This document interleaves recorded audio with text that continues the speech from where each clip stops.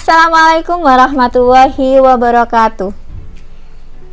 Pada kesempatan kali ini saya akan menyampaikan materi baru berkaitan teks drama untuk kelas 8 dengan menggunakan kurikulum 2013. Untuk lebih lengkapnya silakan simak video pembelajaran kali ini hingga selesai.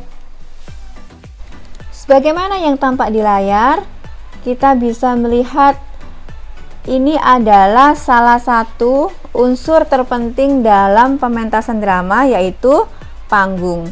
Selain panggung, ada satu hal lagi yang keberadaannya sangat penting di dalam pementasan drama, yaitu naskah. Untuk lebih lengkapnya, penjelasan berkaitan dengan teks drama, kita simak baik-baik penjelasan berikut ini. Pembahasan pertama berkaitan dengan pengertian teks drama, yaitu teks yang menggambarkan kehidupan dan watak manusia melalui tingkah laku ataupun cerita yang dipentaskan. Intinya mengandung 3 hal, yaitu berbentuk cerita, berupa dialog, dan pastinya dipentaskan. Pembahasan kedua berkaitan dengan beberapa istilah yang biasanya digunakan di dalam drama. Yang pertama, istilah sandiwara.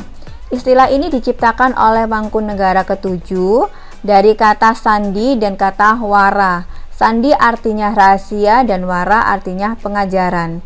Oleh Ki Hajar Dewantara sendiri, sandiwara merupakan pengajaran yang dilakukan dengan perlambang. Istilah selanjutnya adalah lakon, yang berarti kejadian, peristiwa, cerita yang berupa sandiwara ataupun wayang, juga film. Yang ketiga, istilah tonil. Istilah ini diambil dari bahasa Belanda yang artinya pertunjukan. Istilah keempat adalah sendratari, yang merupakan pertunjukan tarian yang biasanya membawakan sebuah kisah. Istilah yang kelima adalah tablo, yaitu drama tanpa adanya dialog di antara pemainnya. Berikutnya kita akan membahas berkaitan dengan unsur drama. Yang pertama, alur, yaitu merupakan rangkaian peristiwa atau konflik yang biasanya membentuk sebuah cerita. Ada 4 hal yang perlu kita perhatikan dalam penyusunan alur, yaitu pengenalan, kemudian konflik awal, perkembangan konflik, dan penyelesaian. Unsur drama yang kedua adalah penokohan, yaitu cara pengarang menggambarkan karakter tokoh. Nah, berdasarkan perannya, penokohan ini dibagi menjadi 2, yaitu tokoh utama dan tokoh pembantu.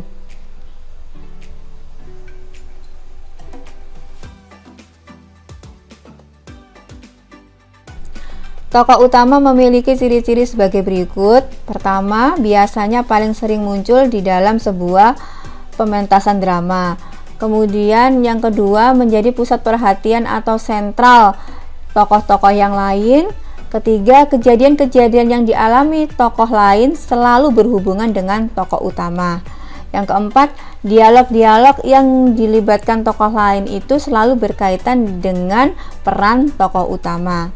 Sementara tokoh pembantu itu biasanya dimunculkan untuk membantu jalannya cerita dan biasanya memiliki kaitan dengan tokoh utama. Ada 4 istilah yang perlu diketahui berkaitan dengan tokoh dari segi perwatakannya. Yang pertama yaitu tokoh berkembang. Tokoh berkembang ini adalah tokoh yang nasibnya selalu mengalami perkembangan. Yang kedua adalah tokoh pembantu. Tokoh pembantu ini adalah tokoh yang senantiasa memberikan pelayanan atau membantu dari tokoh utama.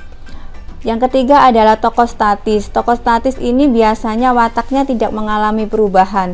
Jadi dari awal pementasan hingga akhir pementasan, wataknya itu adalah sama, wataknya tetap. Sementara yang keempat adalah tokoh serba bisa. Tokoh ini bisa memerankan karakter siapa saja. Jadi ketika dia memerankan karakter raja, dia bisa. Ketika dia memerankan tokoh hulu balang, dia bisa. Jadi tokoh ini serba bisa. Unsur yang ketiga adalah dialog. Ada 3 hal penting yang harus ada di dalam dialog itu. Yang pertama adalah pelaku.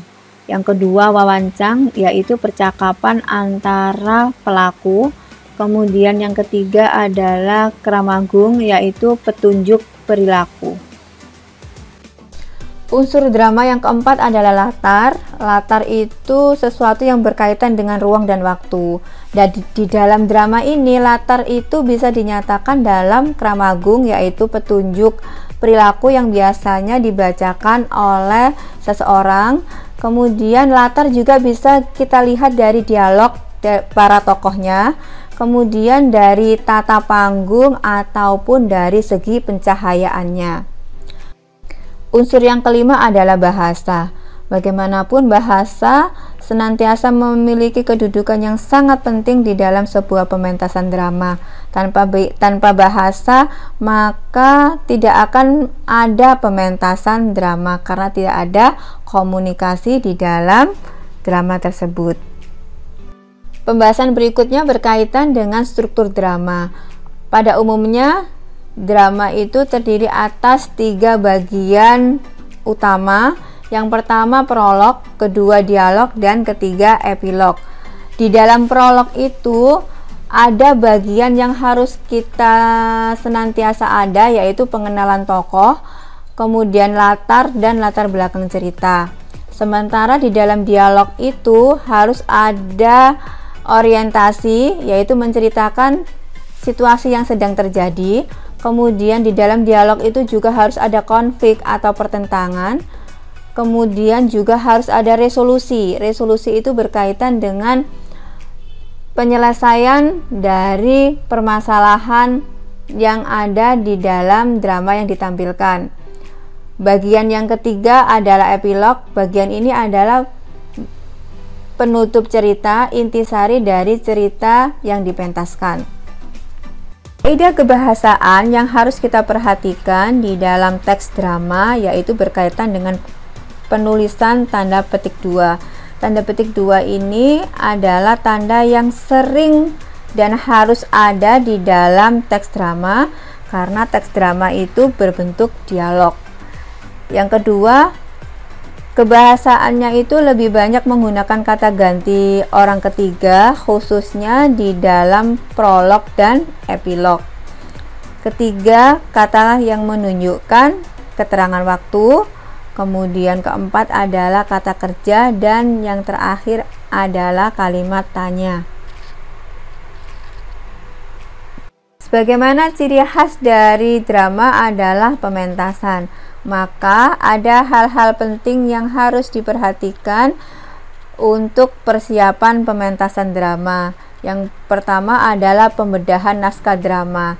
Sebelum naskah drama ini dipentaskan, maka semua yang terlibat di dalam pementasan drama harus membedah dan harus mengetahui isi dari naskah drama yang akan dipentaskan tersebut. Yang kedua, semua orang, semua tokoh yang terlibat di dalam pementasan wajib hukumnya membaca naskah drama. Dan istilah yang biasa digunakan untuk ini adalah reading. Ketiga, pemilihan peran.